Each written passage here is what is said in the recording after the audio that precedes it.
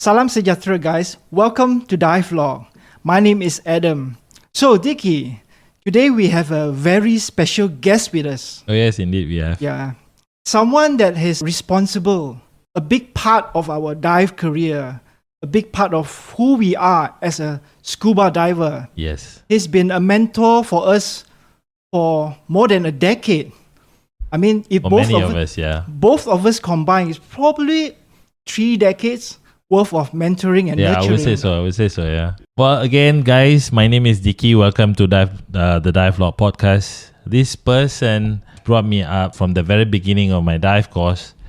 This is the person that has been with me throughout, And he's a mentor. He's a great friend. He's as well a brother. At times, he behaves like a father. Let's bring in Mr. Zainal Rahman. Hey guys. Ben. Hey, thanks for having me here at your show. Great honor. My name is Zainal Rahman, but everybody actually knows me as Ben in the industry. Yes, you're absolutely right. I've been around for a fair while now. I think I've been 39 years now in this industry here at B&J. We started it with my dad and my young brother. We're going stronger. It's incredible. Maybe the listeners wants to know, who are you exactly in diving? People know you as Ben. Who exactly the Ben is, and what do you do? Well, I was born in Germany. That was in 1968. So, yep, that makes me an old fart. Studied in German school at an age of 13. My father actually introduced me to Taekwondo, and we did that for a year. Then we did a bit of football. But then, because my dad is actually a JB boy, and he always had a great interest for exploring the sea. So he started diving in German lakes. And then when I became 14, he asked me if I would be interested. I said, yes, for sure. I would love to. So he signed me up with the German Dive Association, started it, and the training is a lot different from what you expect, what we have nowadays. We're going to touch on that a little bit later. Started the training in lakes. I mean, water temperature. We're looking around 10 to 15 degrees. This is not your typical tropical day. But it was great. I mean, just being underwater, blowing bubbles. After my dad spent about 27 years in Europe, he decided, you know what, I want to come back. He put that question out. I mean, to me and my siblings, it's like, who wants to come with me to start this new adventure? And I was thinking, why not? Just give it a try. I love diving, and then I could only imagine that being in a coral sea is going to be amazing. So it was my young brother, Mark, and myself. So we decided, hey, why not? Let's go. Which we did. It's only after a while, actually, that it kind of dawned on us, like, wow, what a big step we took. Now moving to Malaysia, we actually had no clue what was going on. But I think we grew into that position. And we adapted quite well. But I've been here for 39 years. Now married with one son. My family is huge. I've got really this great family, and even all my staff members, I consider them being part of my family. Because as you were saying that I'm always taking on that father role.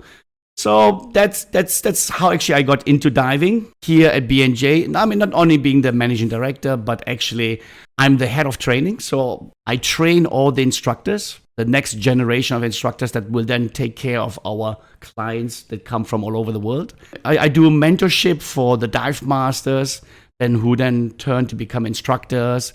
I mentor instructors who want to become master instructors, and I also mentor master instructors who want to become course directors. In the period of time that I've been involved in diving, I moved up. I have a really good relationship with actually the association, with PADI. I know the CEO. I know all the big bosses of PADI. And so having a lot of feedback, having a lot of insight of the industry, it is easy for me to actually shape the instructors to where I want them to be, so that I can give him all the tools that they can become successful, either with me or in the future if they want to move on. And I had people that moved on. They started their own dive centers. One of my great manager, I mentored her. She became a course director. She's now in the UK. very successful. And then, of course, just recently we had our dear friend Dicky that actually moved up the ranks. Now he's also course director, and he is going to take care for me. He's giving me the well-deserved rest that I need so that I can just sit back, maybe play more, a couple more rounds of golf that I well-deserved, and let him handle it. It's really an honor for me to sit in front of two of B&J's course director. And congratulations to both of you for being thank you, Ben, actually. being upgraded to a career development center for B&J Dive Center at Tioman, the one and only on the island. Yes. With 3 course directors in one location. That is really, really awesome. Ben is currently, as he said, he already moved up the rank. For a lot of people who are still able to be taught by Ben now, especially the dive master and the instructors. So Ben, what is your approach when you are nurturing the future generations of our scuba professional? Right, Adams, good question. We get folks from all countries. We have travelers that stay here maybe for 2 weeks, 3 weeks. We have some people that stay for months. Now, the first approach is, first of all, we need to see what are their strengths, what are the weaknesses. And of course, we also need to see what is it actually they want to get out of this training. So once we determine, they actually want to become a professional, they want to stay in this industry, maybe travel Southeast Asia, hop from the Philippines to Indonesia to Thailand, and just work as an instructor. Then we can focus our training and then channel them. First, of course, we get to get them up to speed in terms of techniques, skills. There's a lot of instructors out there, and so everybody has their own ways of teaching, and which might not be the way we teach. So we need to see if their techniques are acceptable, and if they are, then we just polish it. If not, we might reintroduce different ways of doing things. And then for us, of course, it's easy because we know how to train instructors. So when we know how to train instructors, means we know how to teach. So we know the perspective of how to bring the skill across so that the student can pick it up quickly by doing it in a safe manner, and of course in an enjoyable manner, right? Yeah, so that's what we do with trainees. We have people that might be doing internship here with us for, say, a month. They really enjoy that. And then we do usually give them the opportunity to stay on for maybe, say, a month to actually go out on a boat, do guiding, do refreshers, help in courses, and really show them everything that there's all about it in a dive course. I mean, in a dive center, because there's so many aspects of it. There's the compressor, how to operate a compressor, how to fill the tanks, how to service equipment, how to do sales, how to do customer service. So all of that is part of the program to shape a professional. It's not just go out and do guiding. I mean, I think that's the least of it. Then, of course, we have get to know the dive site, get to know the fish.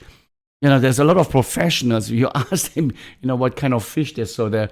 We saw fish. They would not be able to tell you, oh, this was maybe a wrasse or a clownfish, or it was a giant grouper or trevally. It's also important that we get to know the marine life by name. That is what we do here. Throughout the years of training, right? Yeah.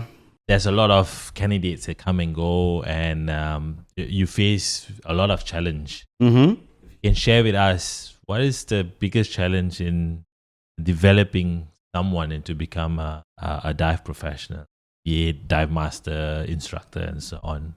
What's the biggest challenge, and how do you solve that? Good question, Tiki. Once we got that initial contact with the person, and we see the willingness, then we need to have a look at what are the distractions. There are folks out here, they want to come, and then maybe they are still working people, and then their phone is constantly ringing, so their mindset is not there yet. So they need to settle that first before we can start with any training. Those are that. Then, of course, we have other influences. If it's maybe a partner that is there and the partner does not know what to do, and so it's always nagging. So once we can take care of all the distraction, so that the person is really free to focus on the program. The challenge is, I think for me, so far, it really comes down to attitude. That is one thing that we are facing sometimes. We have people, they come in here maybe half-hearted, think, it's an easy ride. But they have to understand that, when we take care of people, we have their life in our hands. So it is really a responsible and quite stressful job that we do. So this is not a laughing matter. We should really focus. We don't want to be clowns in front of people, but yes, we want to be entertaining and again, make sure that people have a great experience. So that is also a great challenge that we are facing, the attitude of people. People think, it's easy peasy, it's all right, and then next thing you know, people are spending too much time in the cafe, drinking and not focusing on their studies. We had people that thought, dive mastering, that's all right. It's a great thing to learn, but they never thought about what it actually encompasses. You have the different aspects, like for instance, like the water skills. So you need to have the capabilities of helping somebody if there's the need for it. And we do this by just simply show the ability to swim, let's say for 400 meters on time, snorkel. How comfortable are you with that? We want to be looking at, can you tow people in time? Can you perform the stress test, which where we threw a lot of things at you to see how you handle the situation in the water.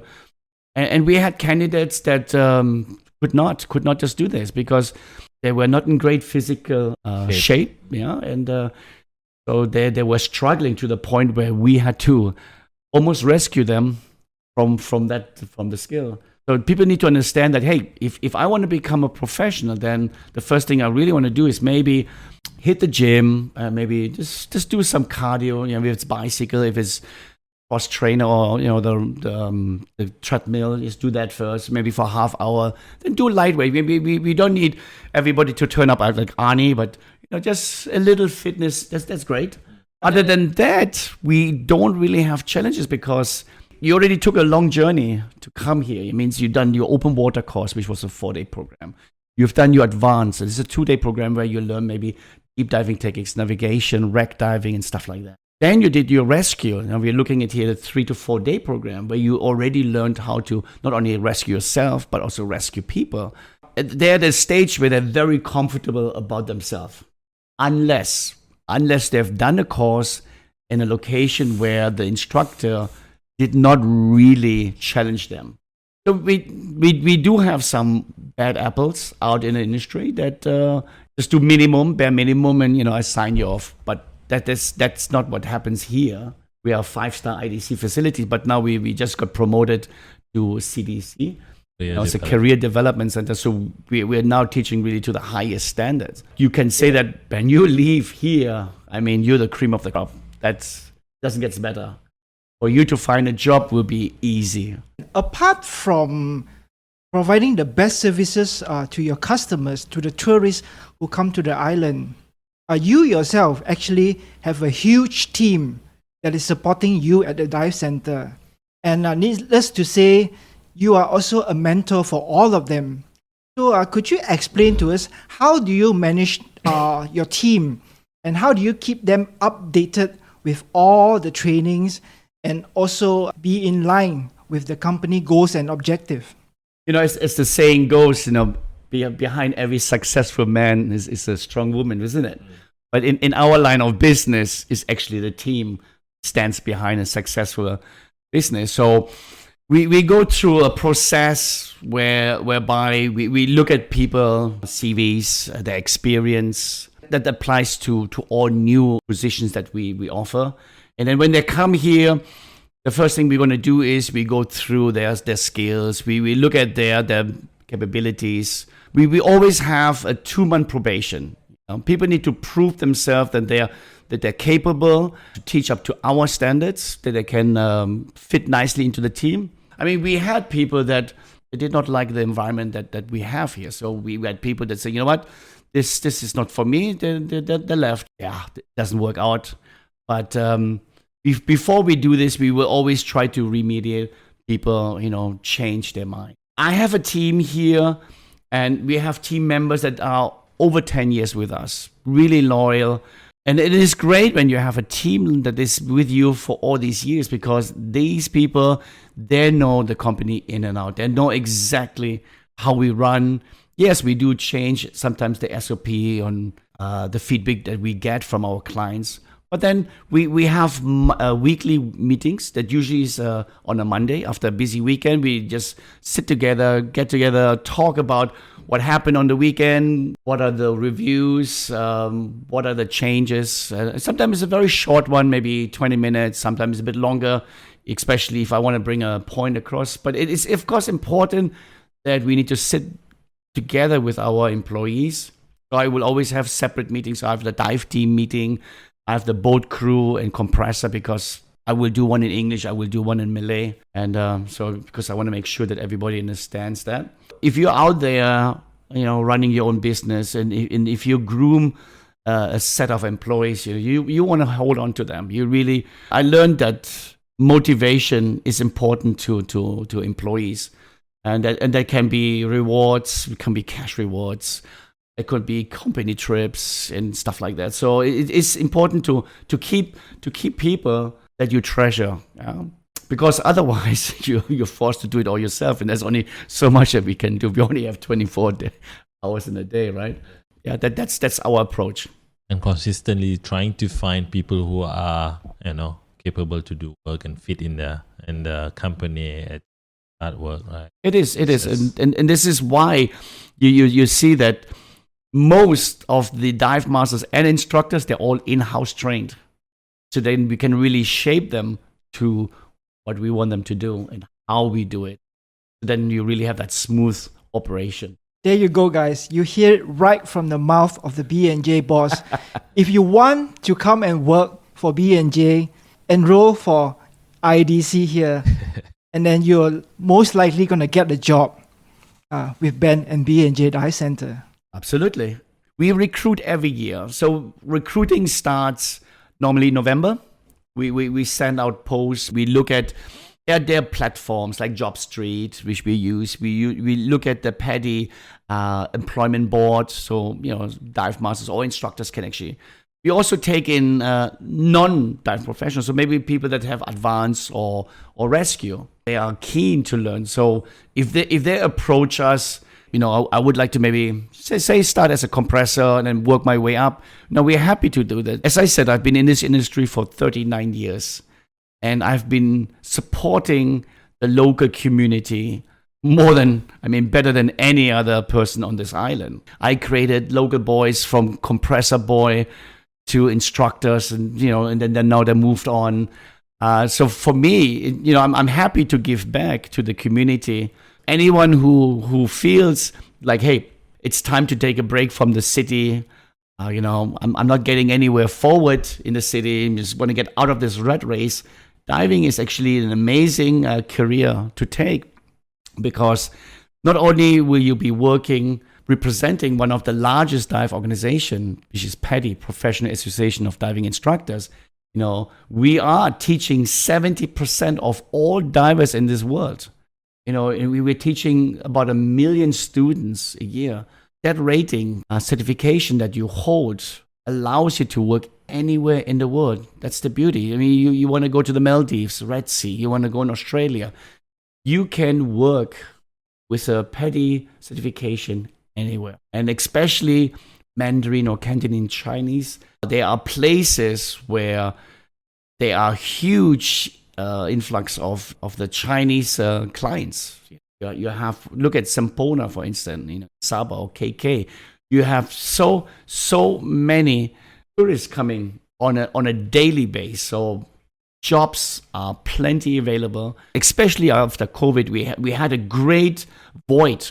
A lot of dive centers had to close down during COVID because they just did not have the financial means. So when the economy kick-started, people moved on. They said, you know what, I cannot be an instructor because I just don't have the money.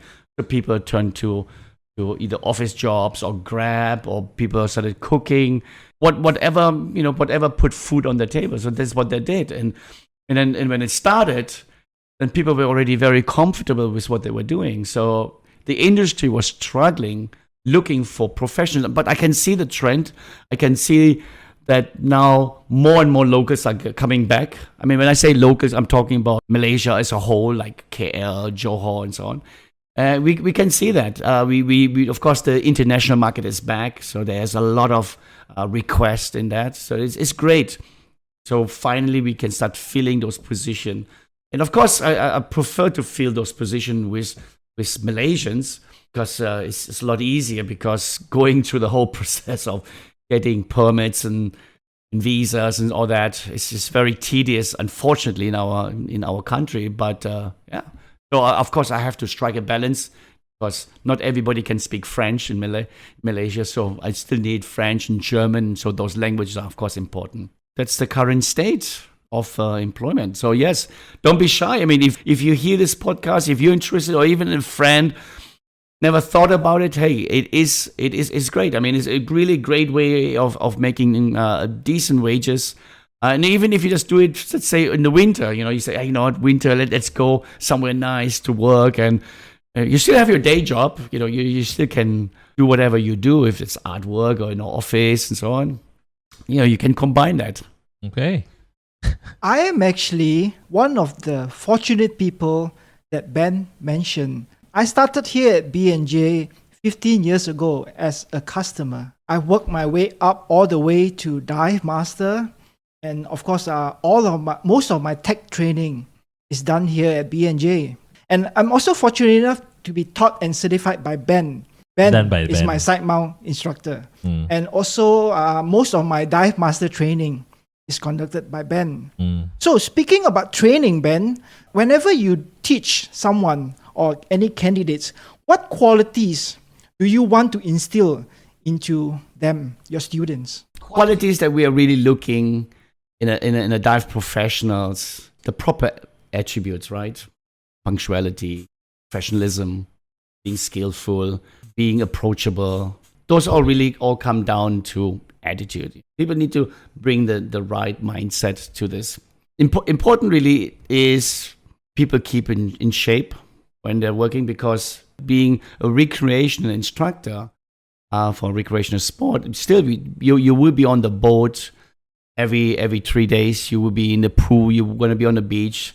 You will be carrying tanks. Sometimes you've got to carry the tanks of your students, the weight. So there is a lot. Not everybody can do that. So of course, important is you need to find a balance in what you do. I actually built a gym at the back of my house. So I want to give the opportunity to people to do that, or to work a little bit on their body. We have bicycles. People want to cycle. We don't want people to get burned out.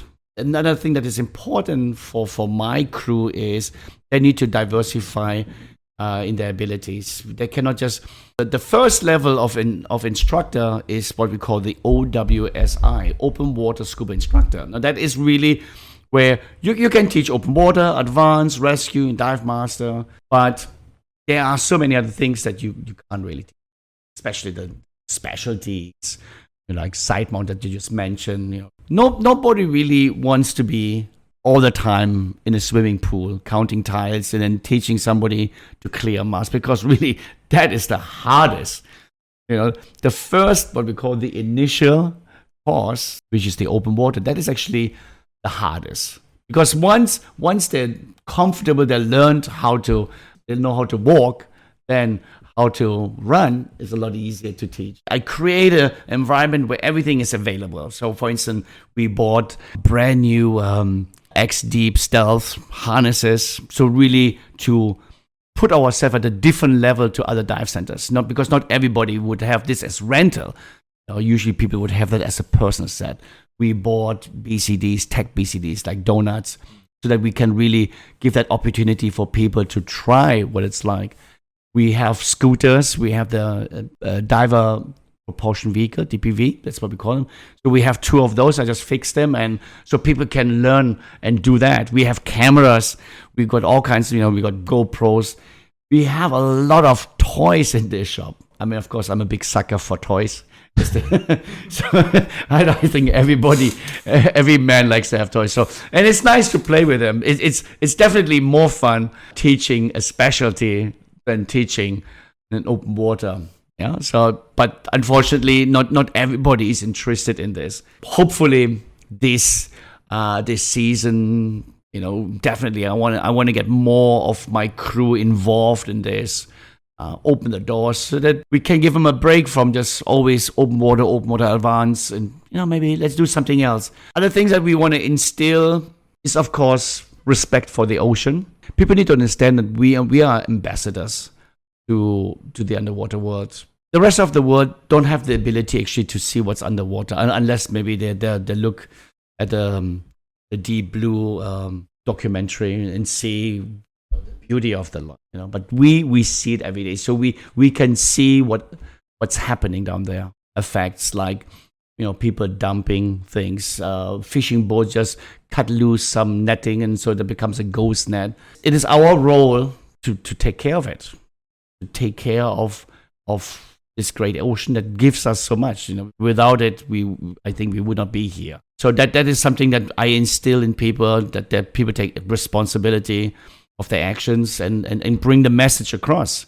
Dickie, what do you think? Well, if you want good training, if you want value for money, it's hard to find places where you can get this in one place, right? So BNJ has always been doing that all these years, and that was part of the reason why I kept coming, apart from how Ben is and how he treats people, how warm and comfortable he makes you feel, right? So just to share a little bit, the very beginning of my involvement in diving, long story short, you know my story about how I did get into diving and the obstacles that I've got to go through. So when given a chance, I was so kiasu, so I did my advance and rescue twice just to see if I'm getting, it's almost like to have a benchmark, right? Doing that, I find that you can never get more than what you get at BNJ.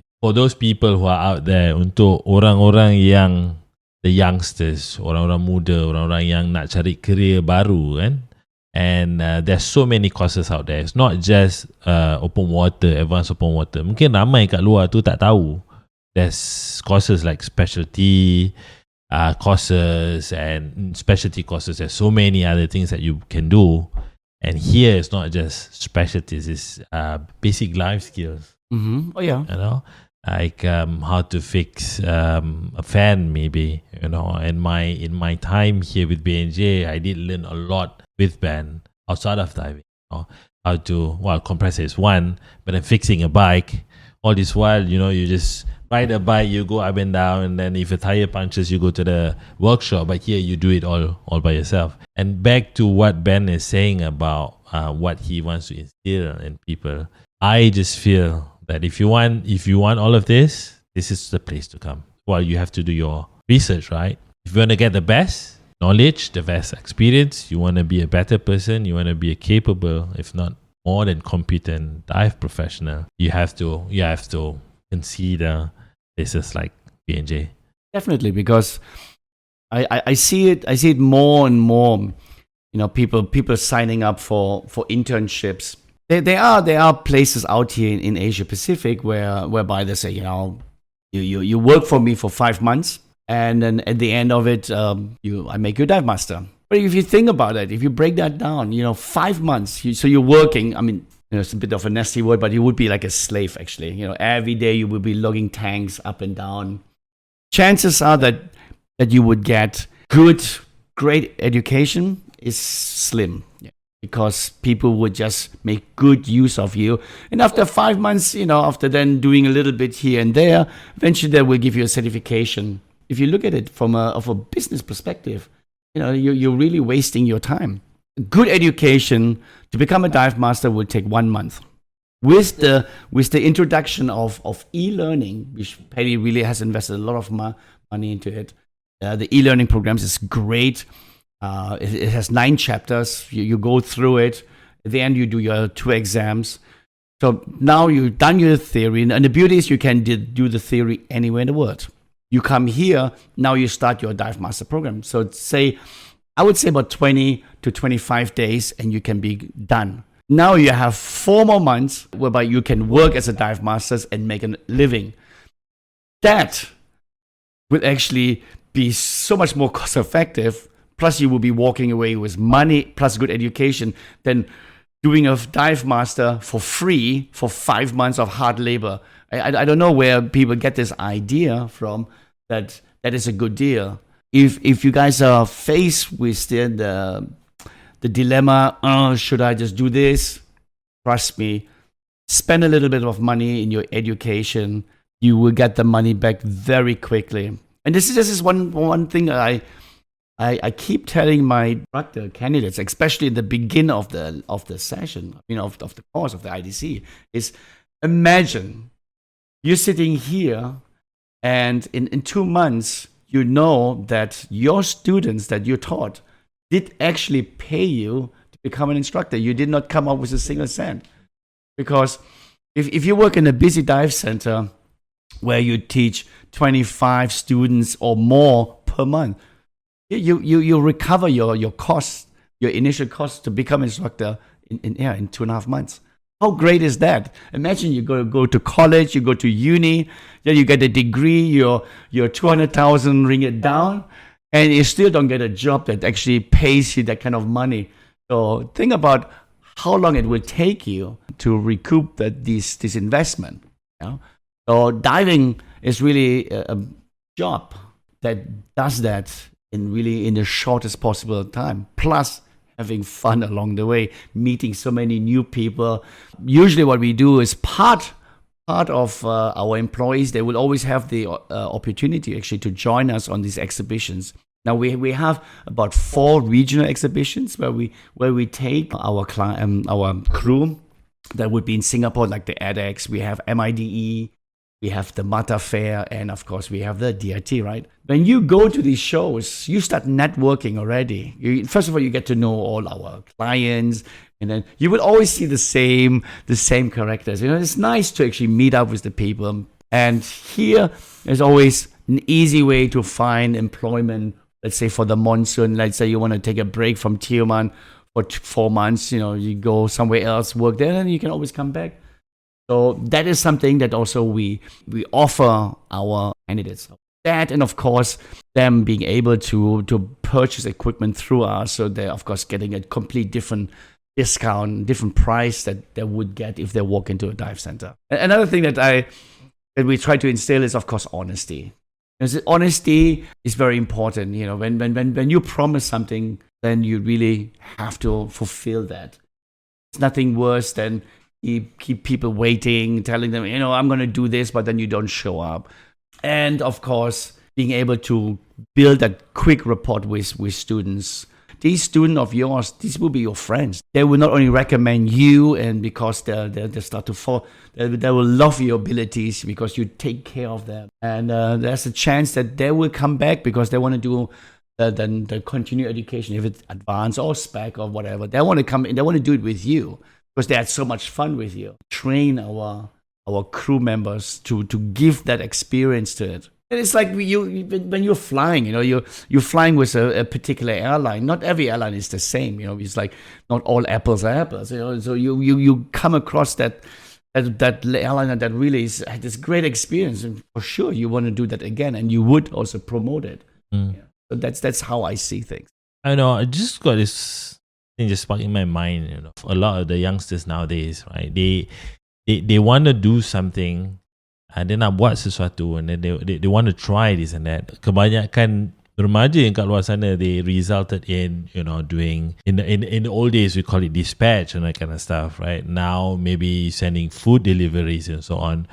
Not to say that it's a bad job, no, but you did say something about kalau boleh you nak bagi peluang and get as many anak-anak muda, anak-anak Malaysia to be in this business, to flourish in this business, right? To get work opportunity and see other, other job opportunity, and to consider diving as one. Mm-hmm. Banyak anak-anak remaja kat luar tu, they don't know about diving. They don't see diving as something that, oh boleh lah, aku boleh buat lah. Maybe I should try this one. Oh tak, benda tu mahal lah untuk orang-orang ada aja mungkin, you know. How do we want to maybe give this message to the youngsters out there to entice them into considering diving as a career? They maybe something they could even do, and the better job opportunity for them. Now the thing is, I grew up in Germany. In Europe, it is normal that, for instance, swimming is part of your curriculum in school. So we were always in the water, swimming. And I noticed that, for instance, here in Malaysia, that is not the case, unless maybe it's an international school. But we're not talking about the international schools, we're talking about Kebangsaan school, right? Yeah, I mean, you do have the kampong boys, jumping in the rivers and, self-taught themselves. But the majority, they have no access to the pool, and maybe they also have different interests. But if that would be introduced, let's say we introduce swimming first, to do the step from swimming, snorkeling, people would be more likely to go to a seaside holiday. Because if people are scared of, this water this is actually dangerous, so there's a high chance that they're, let's just rent a motorbike and just do other activities. We can't change policies. We only have so much influence. So what we did is we created this dive today philosophy, whereby we want to give an opportunity to anybody straight away to hit the water, just blow some bubbles, just to get the feeling. If they enjoy the experience, then we can look at what else. Do we maybe need to learn how to swim first, create that water confidence, or maybe let's go to the first step and become a diver. I believe, and I can see that in our local community, we have more and more people actually starting to step up from the initial, especially when people took up a strong course. So there's this, it's like a status quo. People just want to have a card. People want to have a card to say, hey, I'm a diver, so I ticked it off. That's the bucket list. So, I'm a diver, so that's it. They put it aside and forget about it. But that's not really what we want. We want diving to become a strong hobby. If we do a course where people are really confident and comfortable in the water, so then the chance is, hey, I really enjoy this. Let's go to the Perenchans, or let's go to Rendang, or let's go to Sabah. And then they're going to do a couple more dives. Then they realize, oh my goodness, Sipadan is deep. Oh, I need to do the advanced course. So then they step up to them. And so now we got them already on that path. They're taking up con-ed programs. They come to the exhibitions because we or other dive centers actually tell them to do that. And next thing you know, they buy a mask. You buy a nice computer. You see, the statistics shows that people that invest in equipment, they will stay in diving. We will not lose them. So if we have instructors out there that teach a course that is substandard, whereby the student walks away with that feeling that, actually, I'm not confident. I don't even know what I'm doing. The chances they will not come back. So that is a great missed opportunity. And we're not talking about hundreds, we're talking about thousands of missed opportunities here. If the instructor do a good job and people actually learn how to dive properly, then they will stay with us. And to answer that question, what can we do? We have really low-cost DSDs, it's called Discover Scuba Diving. It's a 3-hour experience whereby people can just scan the code to actually have access to the e-learning. It has also embedded great videos. People can go straight away. They can go in the swimming pool after having a little theory session with the instructor. And if they're comfortable, we take them into the ocean. And that is a great way of, hey, man, I really enjoy this. I want to do more. You said diving is expensive. Actually, diving is not that expensive. If you compare to other sports, if it's motorsports or, heli, parachuting or skiing or snowboarding. Free diving is one of the new trends. It's really up and coming. Free diving actually has nothing to do with being free. No, it actually is apnea. So apnea is the art of breath holding. It is a discipline where people learn, how to meditate, to calm down themselves, how to be able to hold their breath without convulsing underwater. And the current world record at free diving, we call this no limit, is at 160 plus meters. That is incredible. If anyone would try to just hold their breath and go down to right without training, done. There's no way you would come ever up. So that takes years, but you can do free diving or apnea. You can do this in shallow reefs, let's say, 2, 3, 4 meters, and just go down, have a look at the fish and come back up. Amazing. All you need really is snorkel, a pair of fins and a mask, and of course a buddy. So you these are things that you can't do alone. And this is an easy way of getting into it.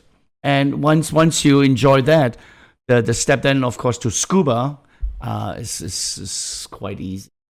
First, what we need to do is create a generation of people that are very comfortable in the water. If our sports ministers listening, get swimming into the curriculum. And we have so many aquariums built that are unfortunately underutilized.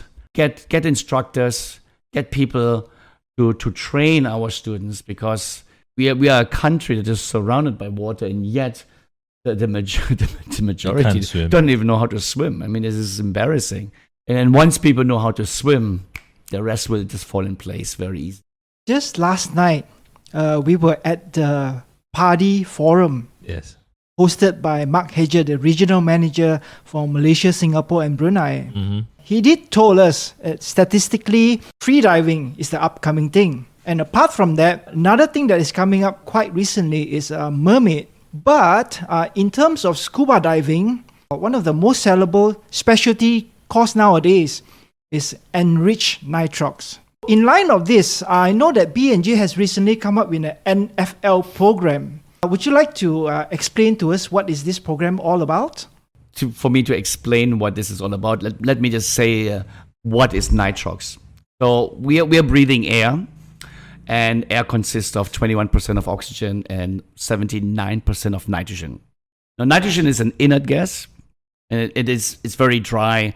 This is why when you go scuba diving, you always have this dry throat. Nitrogen is also being used to inject into your potato chip bags or to keep food dry. So that's nitrogen. Now, when we enrich air by injecting oxygen into it, let's say we create, instead of 21, we create 32 or 36%.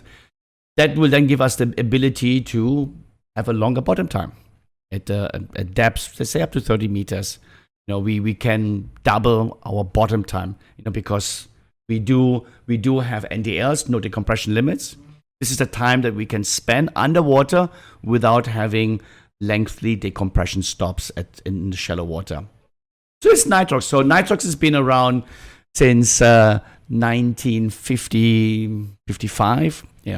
Commercial divers use it for their hard helmet.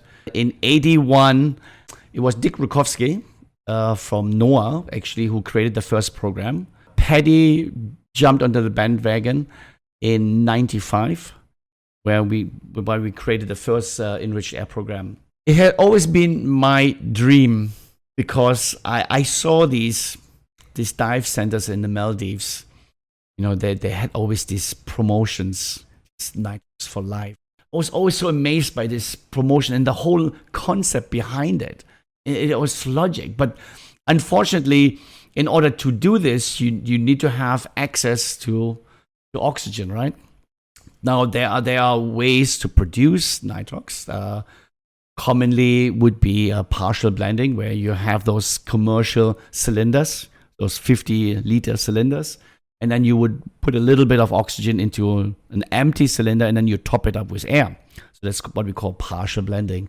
You could also use continuous blending, where you have a vortex filter, where the compressor actually draws the air through this filter, and then you start injecting a little bit of oxygen.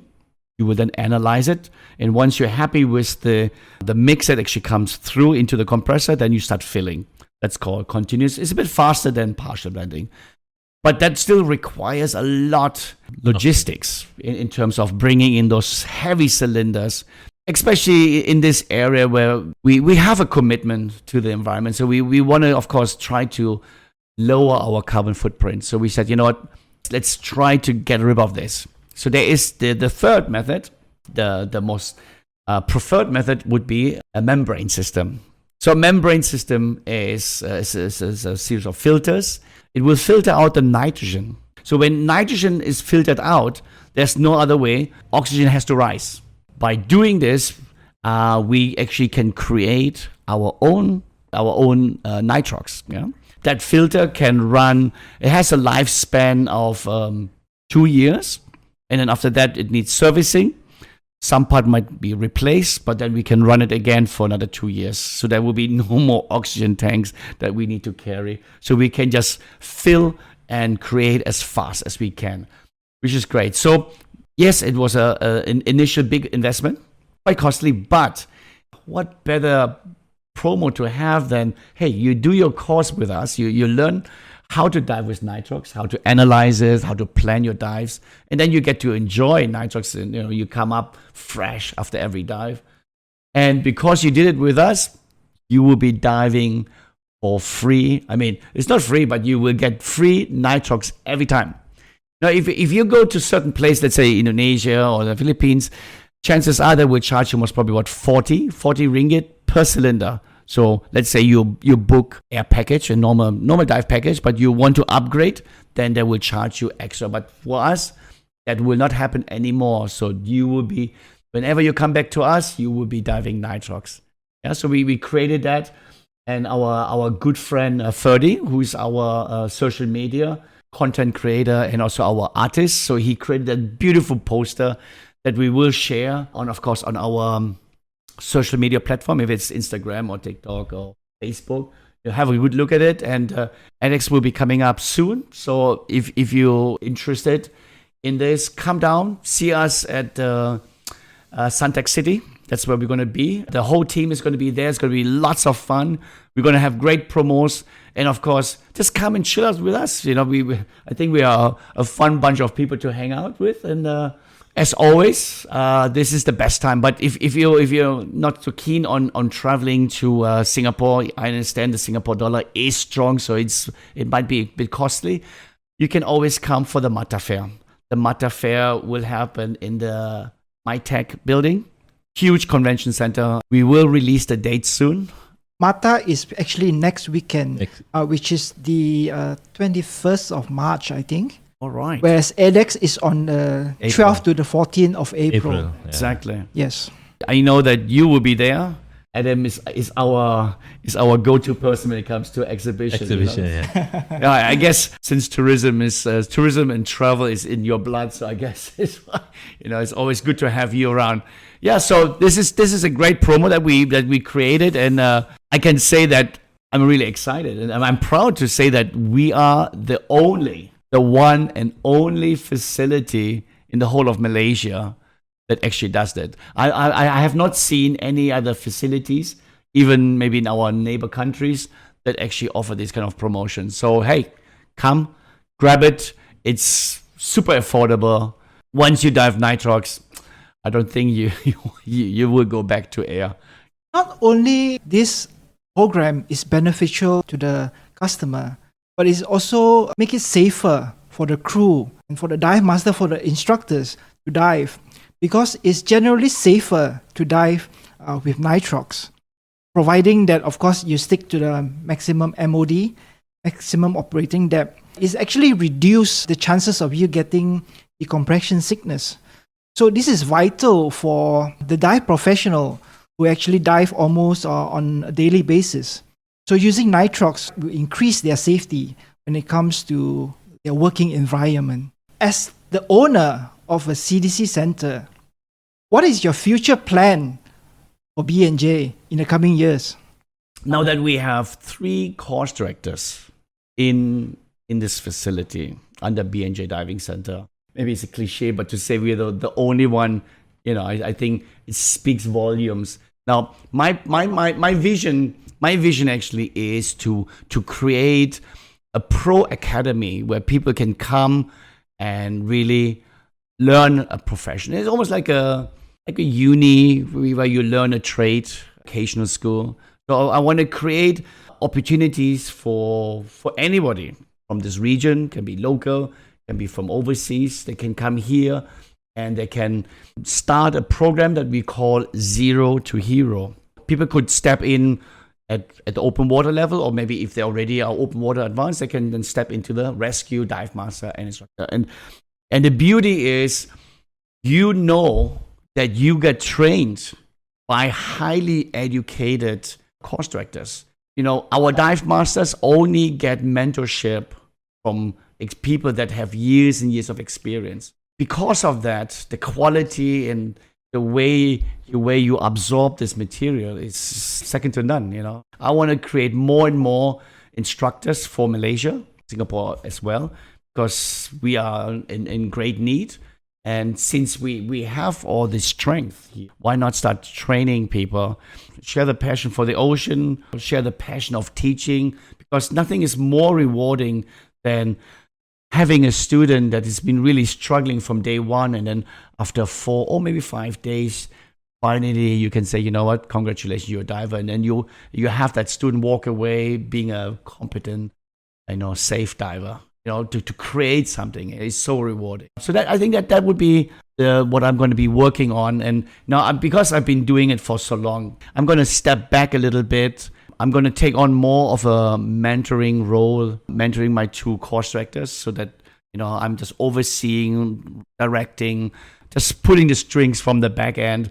We are actually building an addition to our resort. So we're going to build another 10 rooms. We're going to build a custom-made pool for divers, by divers, and that's all coming up this November. So by, I would say, April next year, this place is going to look different. It's going to, once the landscaping is all set in, it's going to look amazing. The term that I would normally use is sexy, but it is sexy. Yes. But at least it's to prepare, to accept, those who wants to take up the challenge, be in the industry, and become a dive professional. There is actually a vocational program currently going on in Malaysia, whereby the government wants to help those who have the interest of becoming dive professionals. Actually, I know from first hand that there will be 300 applications will be approved. That means 300 Malaysians, male or female, doesn't matter, can apply for this. It's like a grant. People will take up the rescue course, the dive master program, and then after a bit of experience, they can then become instructor. We will, of course, try to put our tender in as well, because now that I would say we are the highest ranked center out here, I think it makes sense. Grab that and create that training facilities here for these young individuals. We have the facilities for them to host them, the kitchen to feed them, and of course then having the strong team of instructors. I think we could really bring a lot. So there is a university that offers sports science subject, and diving is.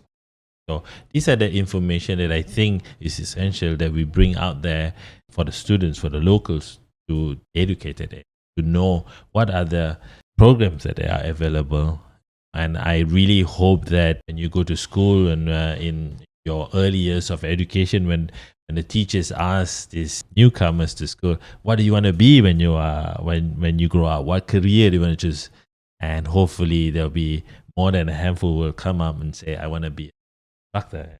So for those of you who are listening, for your information, B&J Dive Centre does not only offer dive training, they have their own accommodation as well in a form of Tioman Dive Resort. So when you come here, not only that you get training facilities for Dive Centre, you can actually, your accommodation and everything is actually covered as well.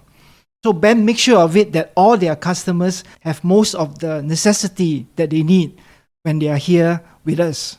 Last question, Ben. Yep. What is your message to the future dive professionals? Keep diving. Enjoy what you do. Don't get burned out.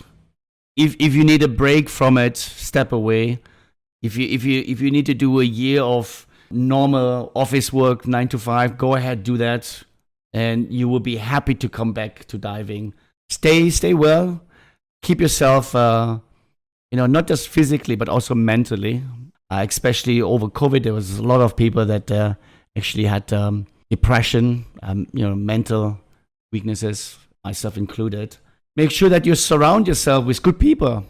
Surround yourself with true friends, not the people that just live for the opportunity. Because true friend will carry you through, the highs and lows in life. Try to explore the 7 seas. There's so many places to go. I mean, if you maybe do a season in Thailand, do a season in the Philippines or Malaysia. Because the more you experience, the more you take on, the greater instructor you will become.